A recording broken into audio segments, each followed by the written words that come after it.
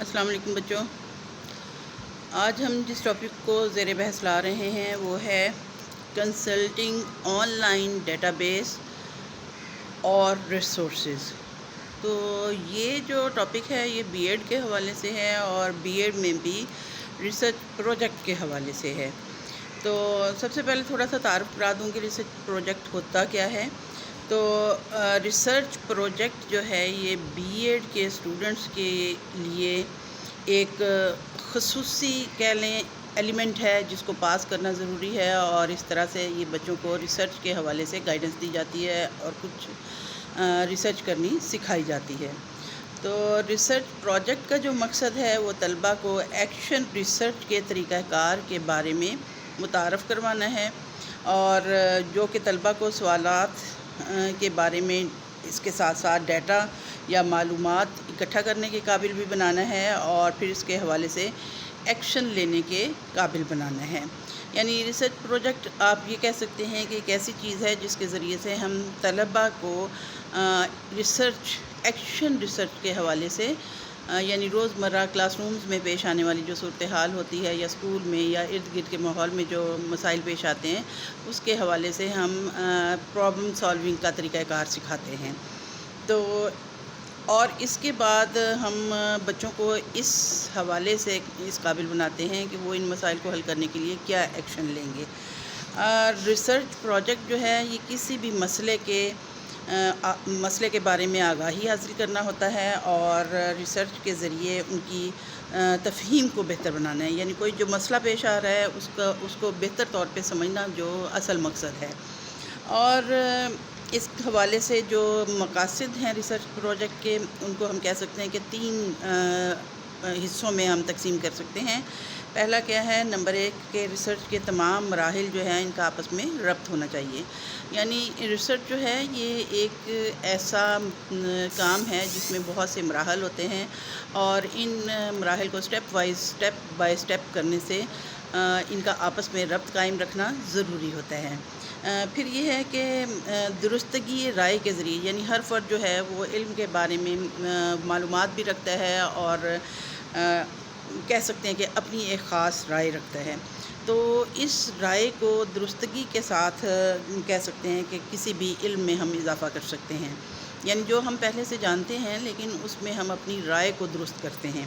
تیسری بات اس میں یہ ہوتی ہے کہ ہم معلومات یا جو علم کا ذخیرہ ہے اس میں ہم قابل قدر اضافے کا باعث بنتی ہے ہماری یہ ریسرچ، کیونکہ بہت سے مسائل ڈسکس ہوتے ہیں، بہت سی باتوں پر ہم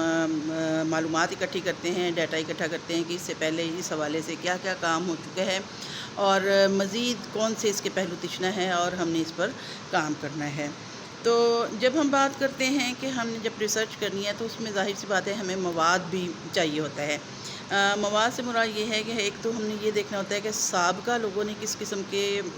معلومات اکٹھی کی ہیں، کون سا ذخیرہ معلومات ہے جو اکٹھا ہوا ہے اور انہوں نے اپنی جو ریسرچ ہے وہ کہاں تک پہنچائی ہے اور کس کس پہلو پہ وہ ریسرچ کر چکے ہیں. تو اس حوالے سے ہم حصول مواد کے ذرائع پر بات کرتے ہیں کہ کیا ذرائع ہوتے ہیں. سب سے پہلا ذریعہ جو ہے وہ ہے لائبریری. ہر اسکول، ہر کالج، ہر یونیورسٹی میں لائبریریز موجود ہیں جس میں مختلف مضامین کے حوالے سے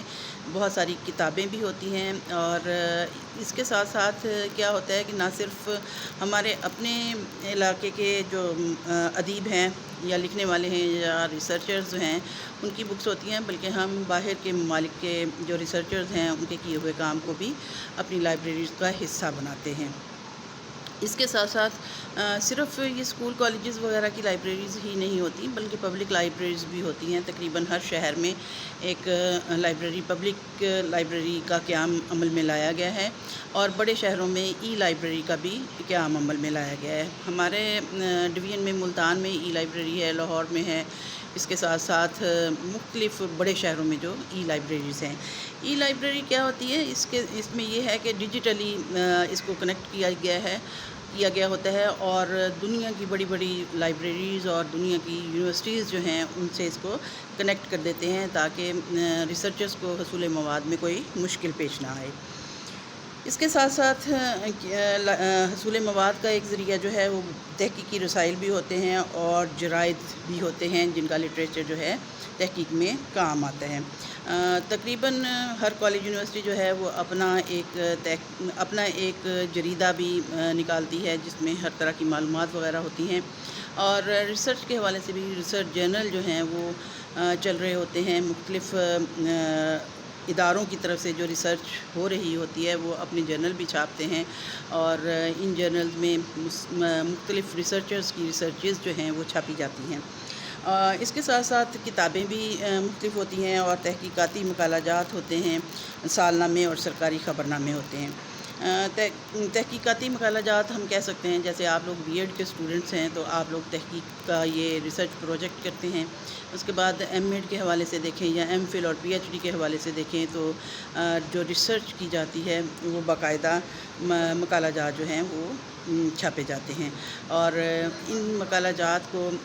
کالج یا یونیورسٹی کی لائبریری میں ایک حصہ بنا لیا جاتا ہے۔ اس کے ساتھ ساتھ سالنامے بھی ہوتے ہیں، یعنی کوئی بھی ضلع ہے یا کوئی بھی پروونس ہے تو ان کے پروونشل لیول پر یا ڈسٹرکٹ لیول پر سالنامے اس طرح سے چھاپے جاتے ہیں کہ پورے سال کی کارکردگی، اعداد و شمار وغیرہ اس میں شامل ہوتے ہیں۔ اور سرکاری خبرنامے آپ کو پتہ ہے کہ جیسے کہ ہر ڈسٹرکٹ میں ابھی انفارمیشن آفس قائم کر دیا گیا ہے، اور تحصیلوں میں بھی انفارمیشن آفیسرز متعین کیے گئے ہیں، تو جو بھی معاملات چل رہے ہوتے ہیں، کہیں بھی کوئی کام ہو رہا ہوتا ہے تو اس کے حوالے سے یہ باقاعدہ انفارمیشن جو ہے یہ رکھی جاتی ہے اور اس کو شائع بھی کیا جاتا ہے۔ اس کے ساتھ ساتھ تھیسس اور ڈیزرٹیشن جو ہے اس کو بھی رکھا جاتا ہے۔ ایم ایڈ لیول کے یا ماسٹرز لیول کے جو ہوتے ہیں وہ تھیسس کہلاتے ہیں، ایم فل لیول کے بھی تھیسس کہلاتے ہیں، جبکہ ڈاکٹریٹ لیول کے جو ریسرچ ورک ہوتا ہے اس کے خلاصہ کہہ لیں آپ یا سمری کہہ لیں، اس کو مختصر صورت میں اس کا ایک آدھ صفحے کی صورت میں اس کو محفوظ کیا جاتا ہے کہ ریسرچر نے کس ٹاپک پہ ریسرچ کی ہے اور اس نے کون کون سے ٹولز استعمال کیے ہیں، ریسرچ کا کیا طریقہ کار اختیار کیا تھا اور اس سے کیا فائنڈنگز ہوئی ہیں۔ تو اس چیز کو یہ جو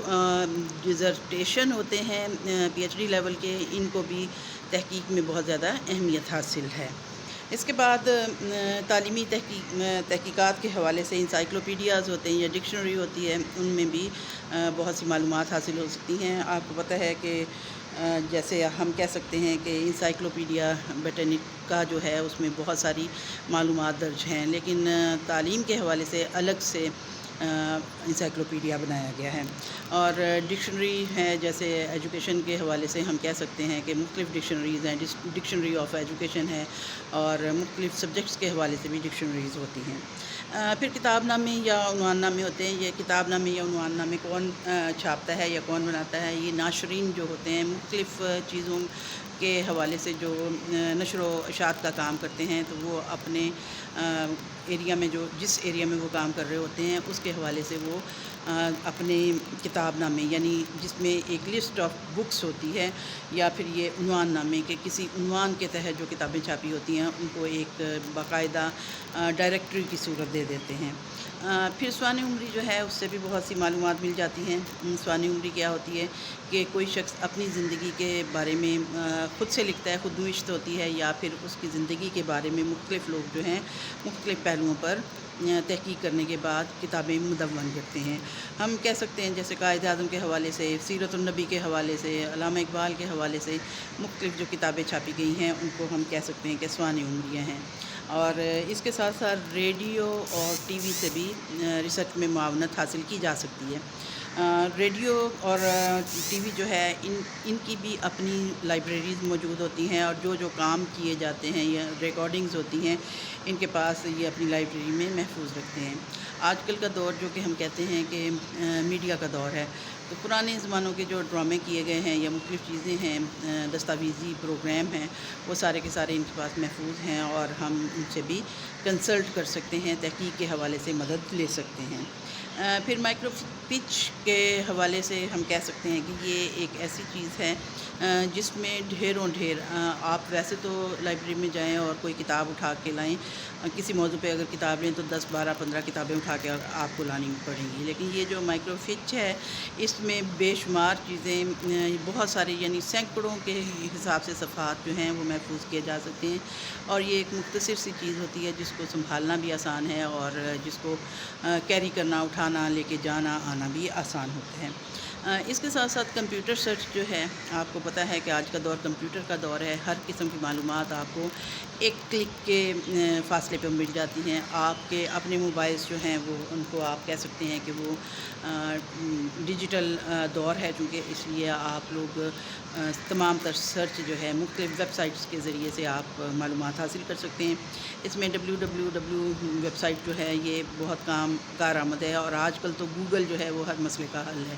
کہ آپ گوگل پر جو کچھ آپ معلومات حاصل کرنا چاہتے ہیں اس کے حوالے سے اگر آپ ایک لفظ یا ایک فقرے کی صورت میں اپنا سوال انٹر کر دیتے ہیں تو آپ کو اس کے حوالے سے بے شمار چیزیں آپ کے سامنے آ جاتی ہیں۔ لیکن اس میں سب سے اہم بات یہ ہے کہ آپ نے دیکھنا ہے کہ کون سی چیز اتھینٹک ہے اور ریلائبل ہے۔ اس کے ساتھ ساتھ مائکرو فلم جو ہے یہ ایک بہت چھوٹی چپ کی صورت میں بھی ہم کہہ سکتے ہیں کہ یہ مختصر سی چیز ہوتی ہے، جیسے آپ دیکھتے ہیں کہ آپ کے موبائلز میں میموری کارڈ ہیں، تو یہ بھی مائکرو فلم ہی کی ایک صورت ہے، اور اس میں بے شمار ڈاٹا رکھا جا سکتا ہے، یعنی مختلف اس کے ہوتے ہیں، کوئی 8 GB کا، کوئی 16 GB کا، کوئی 32 GB کا، بلکہ 64 GB، ہزاروں یعنی کہ کتابیں یا ہزاروں قسم کے آرٹیکل جو ہیں آپ اپنے اس میں آپ اپنے میموری کارڈ میں محفوظ کر سکتے ہیں۔ پھر ہم یہ بھی کہہ سکتے ہیں کہ ہمارے جو کمپیوٹر کے حوالے سے جو مختلف چیزیں ہمیں مدد دے سکتی ہیں وہ ہے PC میگزین ہے، اس کے ذریعے سے ہمیں بہت ساری معلومات مل سکتی ہیں۔ PC ورلڈ ہے، PC ٹیک جرنل ہے، اور کمپیوٹر گرافکس ورلڈ ہے، اور اس کے ساتھ ساتھ info world system and soft where ہیں، پھر پرسنل کمپیوٹنگ ہے، اور PC ویک ETC، یعنی ایسی چیزیں ہیں جن کے ذریعے سے آپ کو بہت ساری معلومات مل جاتی ہیں، آپ بہت سارا کام کر سکتے ہیں۔ اب جب ہم تعلیمی تحقیق کے حوالے سے کمپیوٹر کے استعمال کی بات کرتے ہیں تو یہ کہاں کہاں ہم استعمال کر سکتے ہیں، یعنی کمپیوٹر کہہ لیں، آپ پرسنل کمپیوٹر بھی کہہ سکتے ہیں، آپ اس کو آپ اپنا لیپ ٹاپ کہہ سکتے ہیں، آپ ٹیب بھی کہہ سکتے ہیں، یا آپ اپنے موبائل کو بھی استعمال کر سکتے ہیں۔ تو اس میں جو مددگار ثابت ہوتا ہے سب سے پہلے یہ ہے کہ اس میں کچھ پروگرامز ہیں ایسے، جیسے ہم کہہ سکتے ہیں MS ورڈ کے MS ورڈ ہے، MS ایکسل ہے، اور MS آپ کہہ سکتے ہیں کہ پاور پوائنٹ ہے، یہ مختلف قسم کے پروگرامز ہیں اور یہ ہمارے لیے بہت مددگار ثابت ہوتے ہیں۔ MS ورڈ جو ہے یہ ورڈ پروسیسنگ میں کام کرتا ہے، یعنی آپ اس کے ذریعے سے ٹائپنگ کر سکتے ہیں، اور جو آپ کا ایکسل ہے، MS ایکسل ہے، اس میں آپ اعداد و شمار کا اندراج کر سکتے ہیں، بہت ساری لسٹیں بھی بنا سکتے ہیں کسی بھی حوالے سے جب ہم بات کر رہے ہوتے ہیں، اور اس میں اعداد و شمار کا تجزیہ بھی کیا جا سکتا ہے، یعنی آپ جب ایکسل میں اپنے اعداد و شمار کو کر دیتے ہیں تو فارمولے استعمال کر کے آپ کو جمع، تفریق اور مین، میڈین، موڈ یا ڈیفرنٹ آپ ڈسٹریبیوشنز کے حوالے سے اس پر کام کر سکتے ہیں۔ اور اسپریڈ شیٹ ایک مددگار ہوتا ہے جس میں آپ کام لے سکتے ہیں، گرافکس کا استعمال کیا جا سکتا ہے، گرافس کی صورت میں آپ شو کر سکتے ہیں اپنی چیزوں کو، ڈیٹا مینجمنٹ جو ہے وہ بھی ایکسل کے ذریعے آپ کر سکتے ہیں، اور اس کے ساتھ ساتھ جب آپ نے اپنے تمام مواد کو انٹرپریٹ کرنا ہوتا ہے تو آپ اس کا تجزیہ جو کرنا ہے وہ شماریاتی اعداد و شمار کے ذریعے سے آپ نے اس کو باقاعدہ اس کا تجزیہ کرنا ہے، تو یقیناً یہ کمپیوٹر میں کچھ ایسے پروگرامز ہیں جو ہماری مدد کرتے ہیں، جیسے ہم کہہ سکتے ہیں کہ SPSS بہت اس میں پاپولر ہے کمپیوٹنگ کے حوالے سے جب بات کی جا رہی ہوتی ہے۔ پھر یہ ہے کہ کمپیوٹر کارڈ بھی استعمال ہوتے ہیں، کمپیوٹر کارڈ میں بے شمار ڈاٹا جو ہے آپ اس میں رکھ سکتے ہیں اور اس طرح سے آپ کر سکتے ہیں۔ پھر کارڈ ریڈر جو ہے وہ اس میں مددگار ثابت ہوتا ہے کہ آپ جس کارڈ میں آپ نے اپنا ڈاٹا کلیکٹ کر کے رکھا ہوا ہے وہ جب آپ اس کو ریڈ کرنا چاہتے ہیں، دیکھنا چاہتے ہیں، تو کارڈ ریڈر اس میں آپ کا مددگار ہوتا ہے۔ ان تمام باتوں کے لیے، ان تمام چیزوں کے لیے سب سے اہم بات یہ ہے کہ آپ زبانی کلامی تو بہت ساری ہم باتیں کر لیتے ہیں، لیکن بات یہ ہے کہ ہمیں پروگرام چلانا آنا چاہیے. یعنی اتنی ہم میں صلاحیت ہونی چاہیے، اتنا کچھ ہمیں جاننا چاہیے کہ ہم ان تمام پروگراموں سے مدد لے سکیں اپنی ریسرچ کے حوالے سے. یعنی جب تک ہمیں ٹائپنگ نہیں آئے گی ہم ورڈ پروسیسنگ کے عمل سے نہیں گزر سکتے ہیں، اور جب تک ہمیں ایم ایس ورڈ کے فارمولاز کی سمجھ نہیں آئے گی، اس میں ہم انٹری نہیں کر پائیں گے، تو ہمارا جو ایکسل ہے وہ ہمارا مددگار کیسے شامل ہو سکتا ہے ہماری کمپیوٹنگ کے سلسلے میں یا تجزیہ کرنے کے سلسلے میں، جو اعداد و شمار کا ہم نے تجزیہ کرنا ہے. اس کے ساتھ ڈیٹا مینجمنٹ اور گرافکس کے حوالے سے جب ہم کوئی رزلٹ بھی بناتے ہیں تو اس میں ہم گراف کا مدد لے لیتے ہیں. گراف جو ہیں وہ آٹومیٹکلی اس میں بن جاتے ہیں، لیکن یہ تمام پروگرام ہمیں چلانے آنے چاہیے تاکہ ہم ان کو استعمال کر سکیں اور بہتر انداز سے اپنی ریسرچ جو ہے اس کو کنڈکٹ کر سکیں. تو امید ہے آج کا موضوع آپ کے لیے کافی معلوماتی ثابت ہوا ہوگا، اور انشاءاللہ آئندہ بھی آپ سے معلومات شیئر کرتے رہیں گے. اوکے، تھینک یو، اللہ حافظ.